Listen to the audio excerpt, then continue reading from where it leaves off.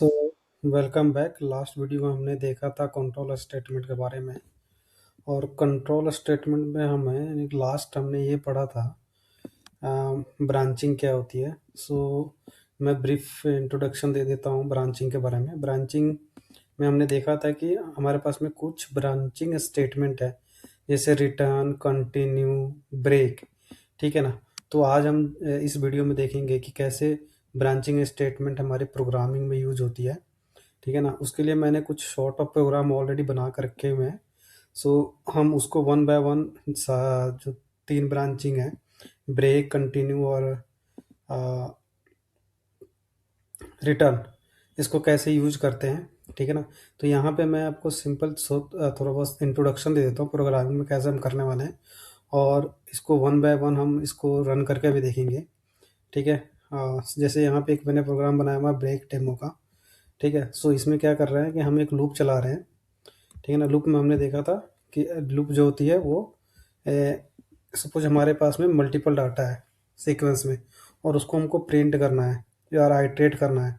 तो उसके लिए हमें क्या करना पड़ेगा, कोई एक मैकेनिज्म होना चाहिए जो वन बाय वन उसको आइट्रेट कर ले। जैसे हम एग्जांपल लेते हैं कि हमारे क्लास में 30 स्टूडेंट है। अब टीचर बोलता है कि काउंट करो कि how many student are present today. तो क्या करोगे आप, आपके पास कोई एक वे होना चाहिए। तो क्या करोगे आप, वन बाय वन काउंट करोगे, 1 2 3 4 5 6 ऐसे करके आप चेक करोगे कि how many student are present today. ठीक है ना। तो सेम वे हमें अगर किसी चीज़ को काउंट करना है, किसी चीज़ को रीड करना है, किसी चीज़ को आइट्रेट करना है, तो हमारे पास में भी एक मैकेनिज्म होना चाहिए। उसी मैकेनिज्म को हम प्रोग्रामिंग लैंग्वेज में मतलब आइट्रेशन कह देते हैं या लूपिंग कह देते हैं। ठीक है ना। तो जो हमने अभी प्रीवियस वीडियो में भी देखा, जैसे वाइल लूप यूज कर सकते हैं, फोर लूप यूज कर सकते हैं ना। इस तरह से कई यूज हम कर सकते हैं किसी भी मीन्स डाटा को आइट्रेट करने के लिए, मीन्स किसी भी डाटा को वन बाय वन प्रोसेस करने के लिए। ठीक है ना। सो इस प्रोग्राम में जैसे हमने एक फोर लूप चला लिया है। अब फोर लूप क्या कर रहेगा, यहाँ पे आई इज इक्वल टू 1 से लेकर और लेस देन इक्वल टू लगा है, तो ये 5 तक हमारा जो लूप है वो चलेगा। ठीक है। अब यहाँ पे कंडीशन लगी हुई है आई इक्वल टू 3। ठीक है ना। तो यहाँ पे हम ये देख रहे हैं कि हमारे पास में ब्रेक स्टेटमेंट है। ब्रेक का हम मैंने पहले ही बताया था, ब्रेक का मतलब है कि आप वहाँ से ब्रेक मार लो। ठीक है ना। जहाँ भी ब्रेक लगा होगा वहाँ से लूप क्या होगा, टर्मिनेट हो जाएगी और वो उस लूप से बाहर आ जाएगी। ठीक है। उस लूप से बाहर आ जाएगी। तो अभी यहाँ पे सपोज यहाँ पे कंडीशन लगा दिया है, सपोज करो आई इज इक्वल टू 3। तो यहाँ से आई की वैल्यू जो इंक्रीमेंट होती रहेगी, आई 1 2 3। ओके, 3 = 3। ठीक है ना। यहाँ पे हो जाएगा 3 = 3। ठीक है। जैसे ये हो जाएगा, ये होगा स्टेटमेंट ट्रू।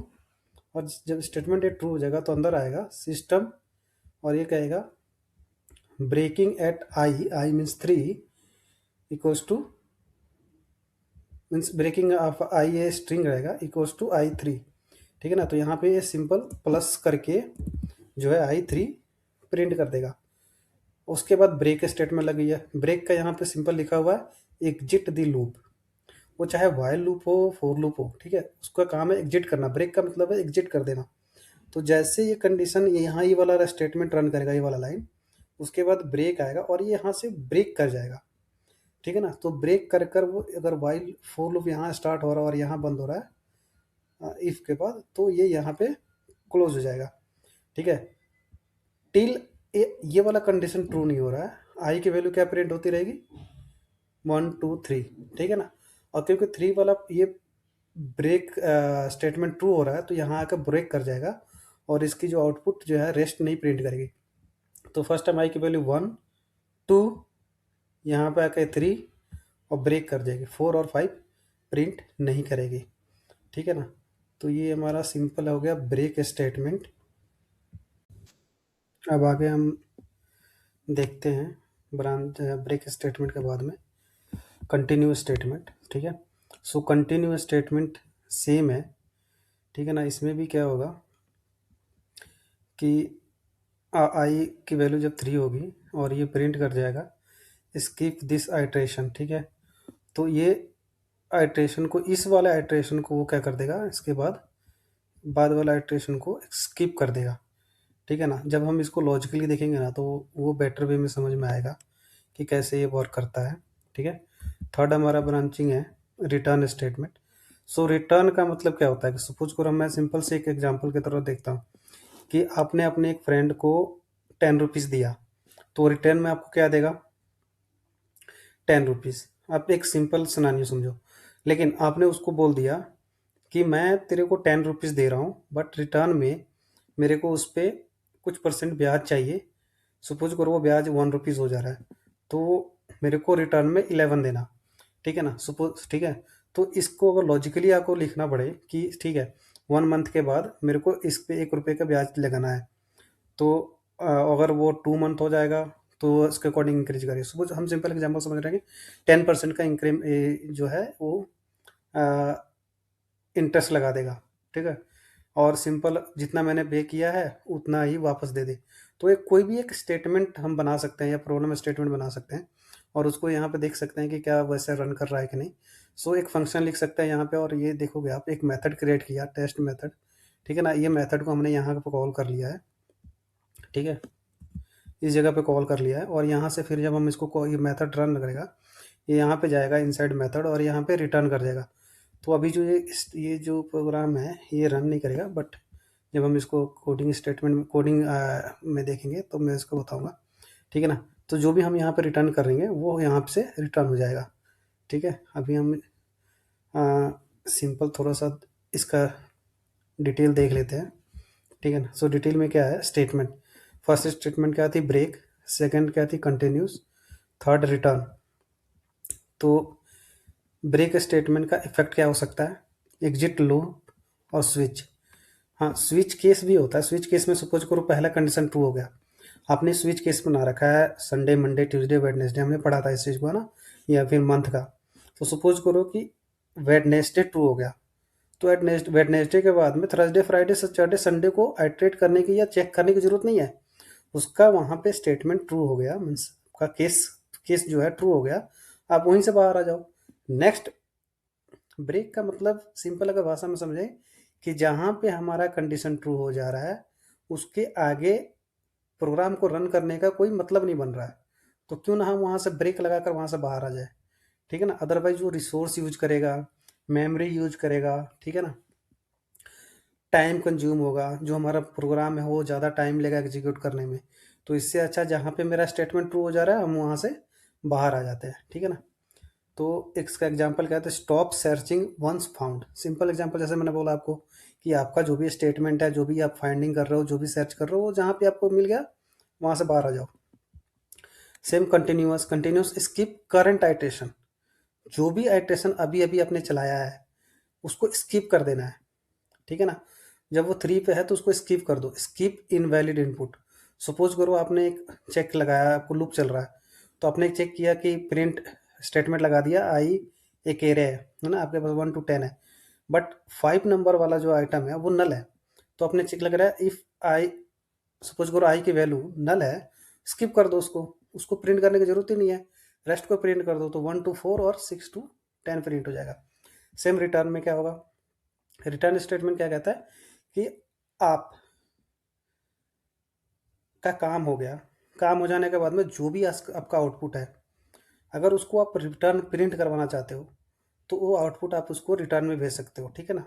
और कह सकते हो कि ये मेथड कंप्लीट हो गया है, यहाँ से रिटर्न कर जा, तो सिंपल एग्जिट मेथड, वहाँ से वो मेथड एग्जिट कर जाएगा, ठीक है ना, उसके फर्दर नहीं जाएगा। और रिटर्न के बाद कोई भी कोड लिखी हो वो एग्जीक्यूट ही नहीं होगा, उसको रीड ही नहीं करेगा, क्योंकि रिटर्न क्या कहता है, रिटर्न, हमने एक इंटरव्यू क्वेश्चन भी डाला हुआ है जिसमें हमने रिटर्न का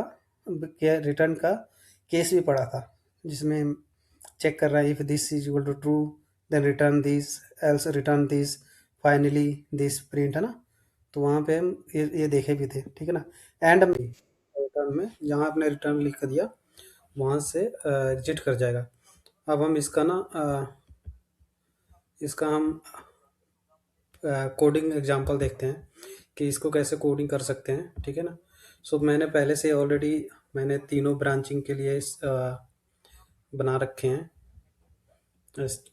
जैसे कि ब्रेक स्टेटमेंट के लिए, कंटिन्यू स्टेटमेंट के लिए और रिटर्न स्टेटमेंट के लिए हम वन बाय वन इसको गो थ्रू होते हैं।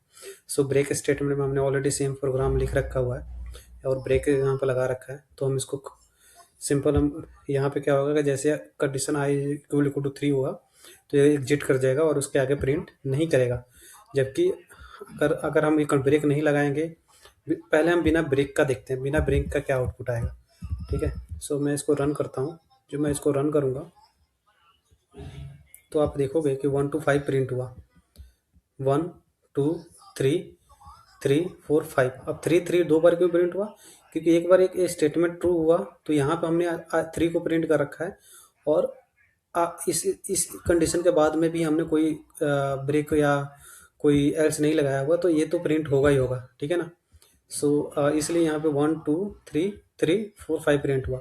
अब अगर हम यहाँ पे ब्रेक लगा देते हैं तो ब्रेक का जैसे क्या काम है कि जहाँ पे ब्रेक हमने लगाया है वहाँ से लूप वो टर्मिनेट हो जाए, एग्जिट द लूप। ठीक है ना। अब इसको मैं रन करता हूँ। ठीक है, जब रन किया तो हमने क्या देखा, आई की वैल्यू फर्स्ट टाइम क्या है 1। ठीक है, यहाँ पे आई की वैल्यू फर्स्ट टाइम क्या हो जाएगी 1, तो 1 आया, 1 इक्वल टू 3 नहीं, यहाँ गया, यहाँ प्रिंट कर दिया आई इक्वल टू 1, आई की वैल्यू हो जाएगी 2। ठीक है, 2 इक्वल टू 3 नो, प्रिंट 2।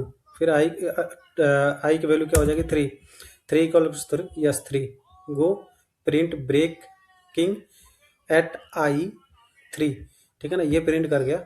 और उसके बाद हमने लगा रखा ब्रेक, ब्रेक मीन्स यहाँ से ये लूप टर्मिनेट कर जाए, अब यहाँ पे टर्मिनेट कर जाएगा।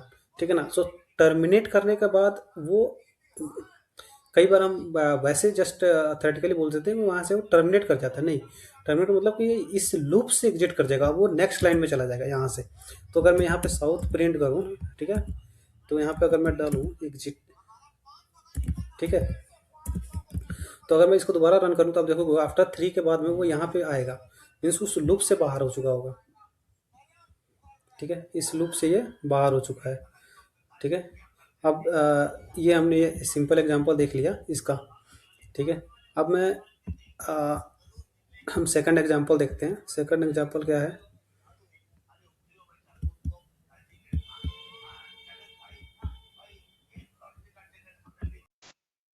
देख अभी हम देखते हैं।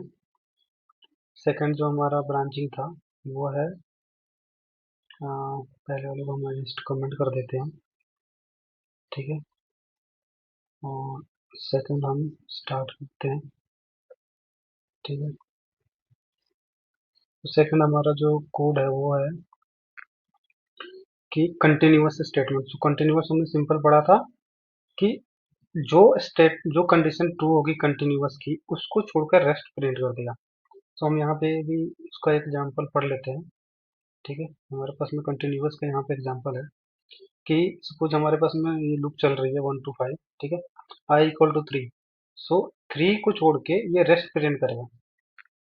ठीक है, तो हम इसको रन करते हैं। रन करने के लिए सिंपल हमें, अभी हम क्या करते हैं कि इस स्टेटमेंट को रन करते हैं, देखते हैं इसका आउटपुट क्या है, फिर इसको समझते हैं। ठीक है, अब आप देखोगे यहाँ पे तो आई की वैल्यू 1 से लेकर 5 तक प्रिंट हुई है, 1 2 3 4 5। आपको ये लग रहा होगा कि फिर ये कंटिन्यूअस का क्या फायदा है। ठीक है, सो कंटिन्यूअस हम ये सिंपल एक स्टेटमेंट प्रिंट कराया हुआ है चेक करने के लिए क्या इसके अंदर गया है कि नहीं गया। ठीक है ना। तो अगर मैं इसको, अभी मैंने सपोज करो मैं एग्जांपल बता रहा था आपको कि एक लूप चलाया जिसमें चेक करने के नल है कि नहीं। अगर यहाँ पे ये नल होता कि array dot i equal equals to null, तो कंटिन्यू कर दे, मतलब इसको स्किप कर दे, एक तरह से स्किप कह सकते हो। ठीक है ना, कंटिन्यूअस का मतलब स्किप करना। सो मैं अगर यहाँ पे कर दूँ तो लॉजिकली देखा जाए तो इसका आउटपुट जो होना चाहिए 1 2 4 5। ठीक है, ओनली 4। अभी यहाँ पे क्या आ रहा है 3, 3 इसलिए आ रहा है क्योंकि हमने प्रिंट स्टेटमेंट लगाया, और प्रिंट स्टेटमेंट का काम क्या होता है प्रिंट करना। ठीक है ना, तो जस्ट समझने के लिए हमने लगा रखा है। ठीक है, अगर यहाँ पे हम दोबारा चलाएंगे तो क्या आउटपुट आएगा 1 2 3 4, यानी थर्ड वाला स्किप कर गया। यहाँ पे देखो आई इज इक्वल टू, यहाँ पे सेम टू सेम हम चेक करते हैं, आई इज इक्वल टू 1 हुआ, ओके, ये स्टेटमेंट फॉल्स हो गई, प्रिंट कर दे। I is equal to 2, statement false, print कर दे। आई इज इक्वल टू 3, 3 आ गया, ये इसके अंदर जाकर कंटिन्यू, कंटिन्यू मतलब यहाँ से वापस कंटिन्यू कर देगा, मतलब आगे वाले स्टेटमेंट को स्किप कर देगा, आगे नहीं जाएगा। अब आई इज इक्वल टू यहाँ पे 4 हो जाएगा, I is equal to 4 equal to 3 no, ये प्रिंट करेगा। 5 नो, ये कंडीशन फॉल्स हो गई, फिर प्रिंट करेगा। यानी जो स्टेटमेंट ट्रू होगी उसको स्किप कर देगा। ठीक है ना, ये हमने सिंपल पढ़ लिया। अब हम चेक करते हैं हमारा नेक्स्ट जो ब्रांचिंग स्टेटमेंट है वो है अ,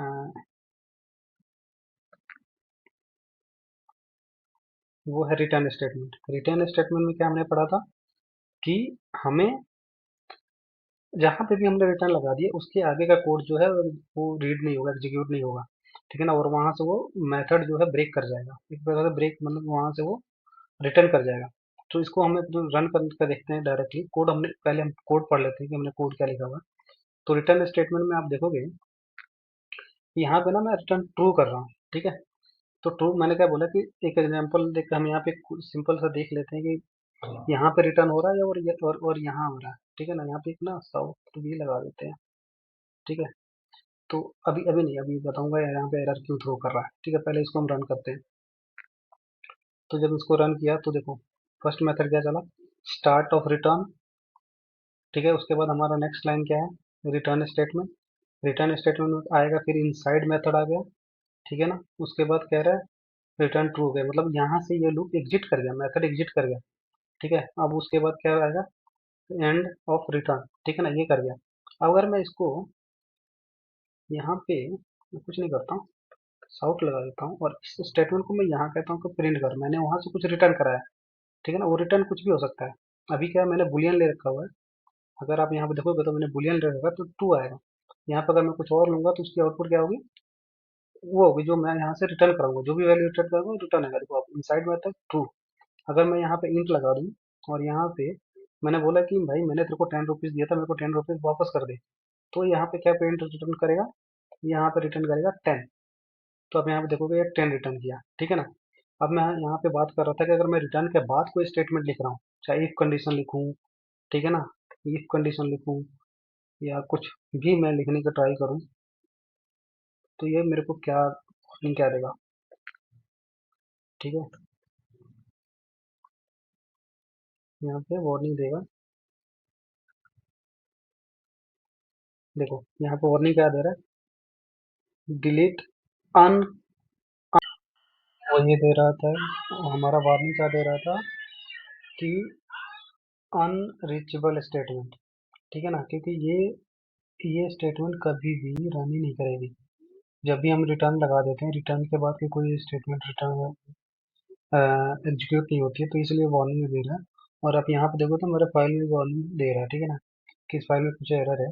ठीक है, तो इसको लिखने का कोई वैल्यू नहीं है, और हमने यहाँ लिख भी रखा है, any code after return is unreachable, means वो एग्जीक्यूट नहीं होगा और रीड नहीं होगा। ठीक है, सो इसमें आप एक और चीज़ ध्यान रखना कि अगर आप यहाँ पे सपोज आपने रिटर्न टाइप इंटीजर ले रखा है और यहाँ पे आप रिटर्न मान लो बुलियन कर रहे हो, तो ये भी वार्निंग देगा। ठीक है ना, कि आपका रिटर्न टाइप रिक्वायर्ड जो है इंटीजर है, बट आप प्रोवाइड कर रहे हो बुलियन। ठीक है ना, सेम अगर आप यहाँ पे कोई भी रिटर्न टाइप डाल सकते हो, सिर्फ इंटीजर नहीं, डबल फ्लोट है ना, लॉन्ग, आपको जो भी यहाँ पे रिक्वायरमेंट हो उसके हिसाब से आप, ठीक है, यहाँ पे कर सकते हो। ठीक है, तो लॉन्ग, यहाँ पे लॉन्ग वैल्यू आपको पास कर देनी है एक लंबी। ठीक है, और यहाँ पे लॉन्ग के लिए हमेशा उसके जो राइट साइड में होता है आपको एल लिखना पड़ता है। ठीक है ना, सो आप इसको रन करोगे तो आपको आउटपुट वैसे ही आएगा, अगर आप यहाँ पे देखोगे। ठीक है, कि जो भी हमने रिटर्न में लिख रखा है वही हमारा आउटपुट आ रहा है, ये देखो वैल्यू। ठीक है ना, तो आप इसको मल्टीपल वे से करके देखो, अ, तीनों ब्रांचिंग को, ब्रेक, कंटिन्यू और रिटर्न को। ठीक है ना, अलग अलग स्ट्रिंग और उसमें करके देखो। ठीक है ना, नेक्स्ट में हम पढ़ने वाले हैं कि एरीज क्या होता है। ठीक है ना, सो नेक्स्ट वीडियो में हम एरे से रिलेटेड ट्यूटोरियल लेकर आने वाले हैं। तब तक के लिए आप हमारे साथ बने रहो। धन्यवाद।